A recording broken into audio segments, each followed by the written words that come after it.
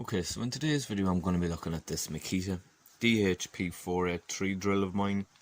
It's got what I think is a hickory dickory trigger on it. When I say that, the trigger isn't it's intermittent. It's not working right. So if you just take a look and see what I mean.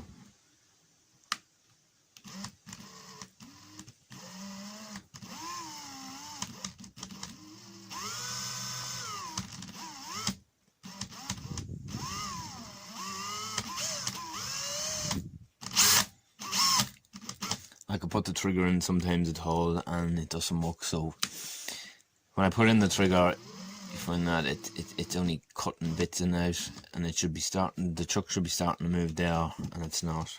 So I'm 90% sure the problem is with the trigger. I'm not 100%. The thing about this is, as I said, it's a DHP 483. It's a 2015 edition. We're in 2023 now, so this is really considered as an old drill at this stage. So when I say that, the Makita are still making these drills, so that tells me just how good these are for them on the market, and I'll tell you why I like this drill and why I'm kind of going to give it a chance. This drill, as you can see, it has a straight top on it and it comes down 90 degrees, so if I want to work at cabinets and screw in screws, it's ideal for it. It's perfect. It's a light drill, it's not heavy. Its main uses for me would be, usually I'd have a drill bit on it and it'd be drilling pilot holes for various things in woodwork, or sometimes on roofs. So it's light, I like it. But the problem is, I've looked at triggers online and they're 35-40 euro, which is crazy money for me to spend on a drill like this age. There is a little bit of play in the chuck, not overly bad for what I'm using it with. It's a complete black drill. I bought that. It came as a kit. There was an impact driver and an angle grinder. They were all black at the time, I remember. I think it was something to do with some special edition Makita was doing at the time. But the thing about it is, if I was to go spending 30-40 euro on just the trigger alone, I can get just a body on its own drill for 85-90 euro, another DHP 483. So you have to see where I'm coming from there with justifying it. Only thing is, what I'm going to do now is, it's a 2015, the new ones are 2023s. I just have that feeling deep down from buying all the tools recently, the older stuff is the better. What I'm going to do now is I'm going to take a look and see, is there anything I can do to get this trigger working. So bear with me. Okay, so I'm coming at this with an electrical screwdriver. I think it could be the best thing. These screws seem to be very small. I'm not going to use any drill or impact gun to take these screws out, so I just want to see what I can do with this screwdriver. So we'll have a look now. Yeah, pretty tight, these screws now, I'll say that.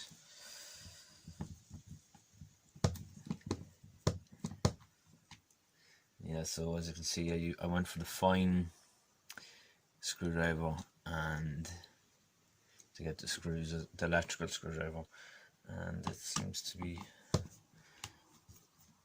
doing the trick.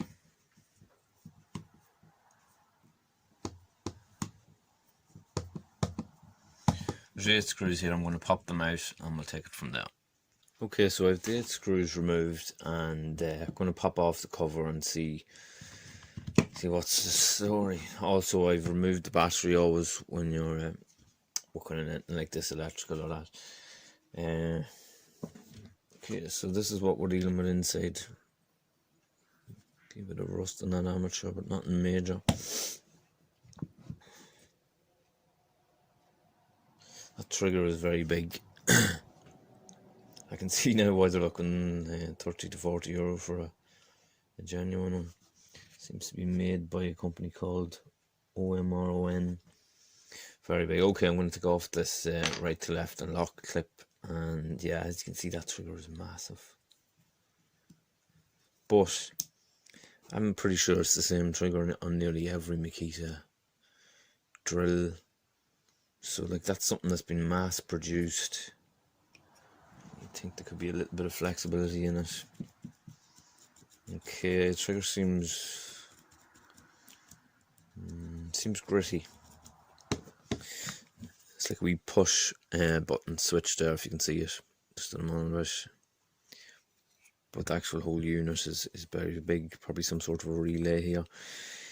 Now, I was hoping to see a little bit of corrosion on them terminals, but they're squeaky clean now. For like 2015 drilling, I had that drill outside a few times and it was kind of wet.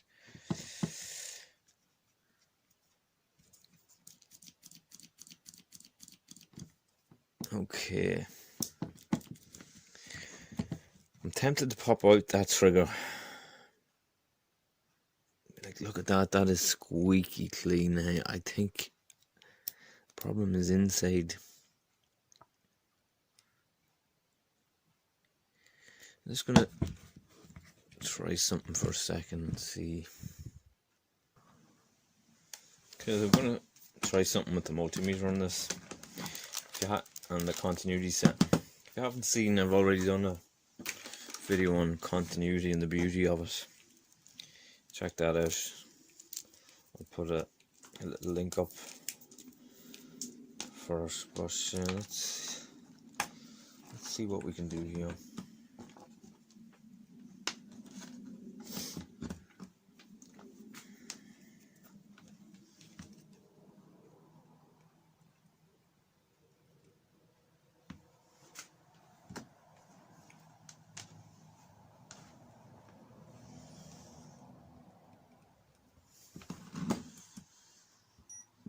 Continuity. Okay, so I've put on my two terminals, my two connections on the terminals. I'm on continuity setting on this multimeter, and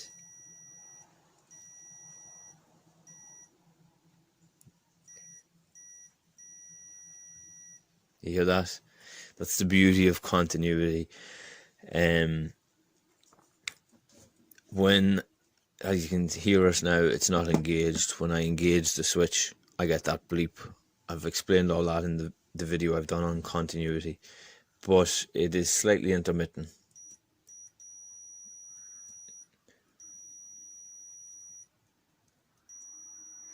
Yeah. Okay, that's interesting. Okay, you know, a drill, hey, you could press the trigger of a drill 50 times in 20 minutes, so they do get wore a lot, and they do, going in and out, they do pick up a lot of grit, but yeah, there it is, a slight intermittent on it.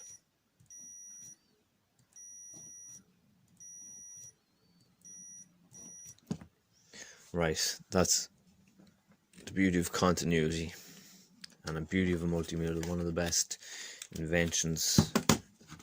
And if you haven't got one, as I said in my last video, get one for that reason alone. Doesn't help now with where I'm going from here with this drill, but look at. Okay, before I do anything more with the switch, I'm just going to have a quick look. I see there's a little terminal here, so I'm going to pop out my speed gun. One thing about this DHP483, the speed of number 2 is, it's lightning fast. That's why I love it. But now again, yeah, look at the grit we have here too. This, the same with the trigger. It's years of sawdust. As I said, it's a 2015 model. Little bearing at the back, feed board in there.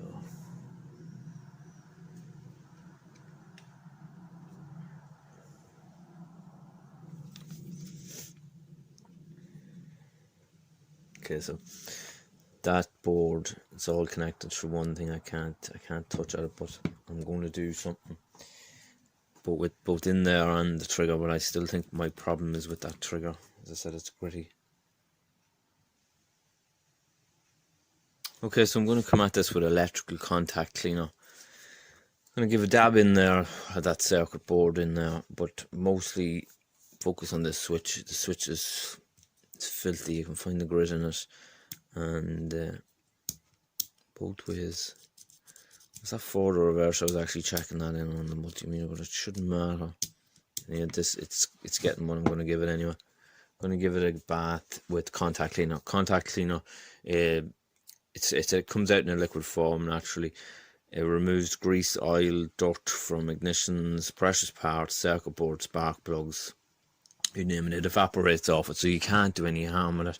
Now, obviously, there'll be certain things that you mightn't be able to put it on, but anyhow, it's up for you to read that for whatever you're doing it with.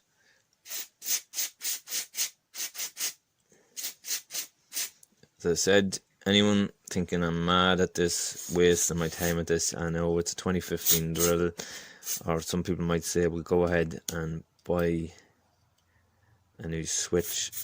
Like I said in the beginning of the video, a new drill is, I can get one for €80. It's half the price of this switch. Now, obviously, if I wanted a second one, yeah, that's what I'd be doing. But I think this is worth a shot first. As I said, I have plenty of drills. I'm not stuck for a drill. But I do like this one.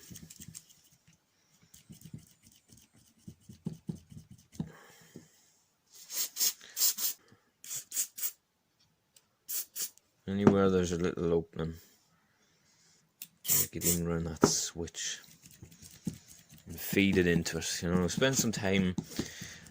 Yeah, that could be worth it. I can see that. Look, I can see how this is cleaning up already up here. And if you can see it, let's give you some light on the situation. That board's cleaning up already, so it's going to get.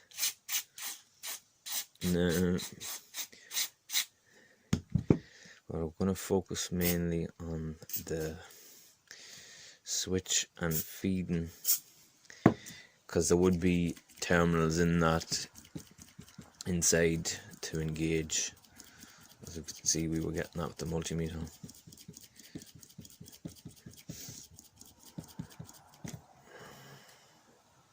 Yeah, I'm glad I didn't take out that switch, because there's no point. Do more harm than good. Sitting where you see it getting contact. That's filthy, that drill up here. So okay, I'm going to leave that to evaporate and we'll come back to it then. Okay, so I've left that to steep for a long time with the contact cleaner on it. I've also given it a good clean down, and it was filthy around that trigger. I got a lot of grit out of it.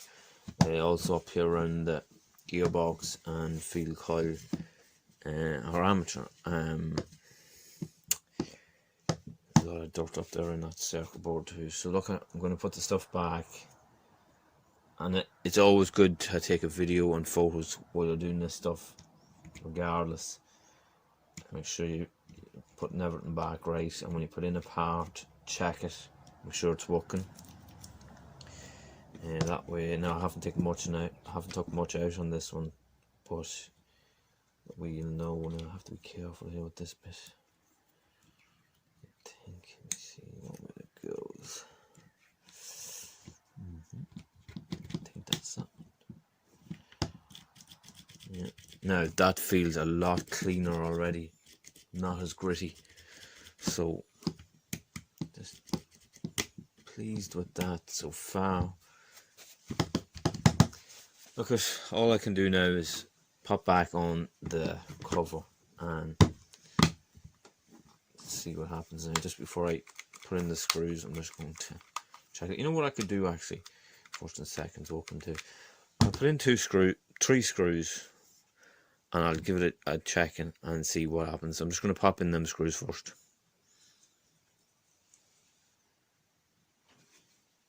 Okay, so I've popped in 3 screws. I've staggered them in, and again, it's important to use an electrical screwdriver. I find with these, it seems to be a good fit for the screws.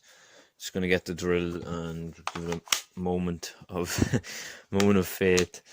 And let's see, we're on number 1.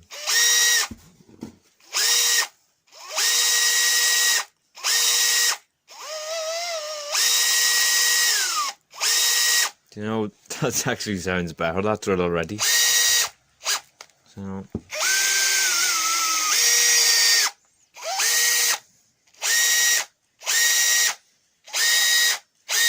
yeah, it's got actually a higher kick to it. I hope it lasts. Number 2, look at that. That's what, see what I mean about the speed of it. It's an absolute flyer. They're a great drill, them 483s, but I can't believe this. There's no intermittent on it. I'm back to 1. It's not flipping quick now, but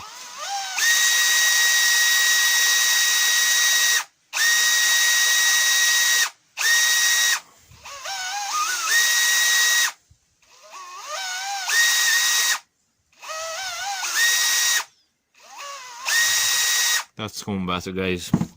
I think it actually solved it. The trigger's a lot cleaner now.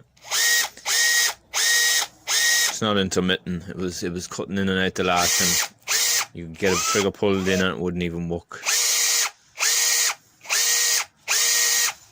There's actually a higher noise of that now, so it is. It seems to be. Can't believe that. As I said, there's a slight wobble in that chuck. Definitely, I've tested it there a few times.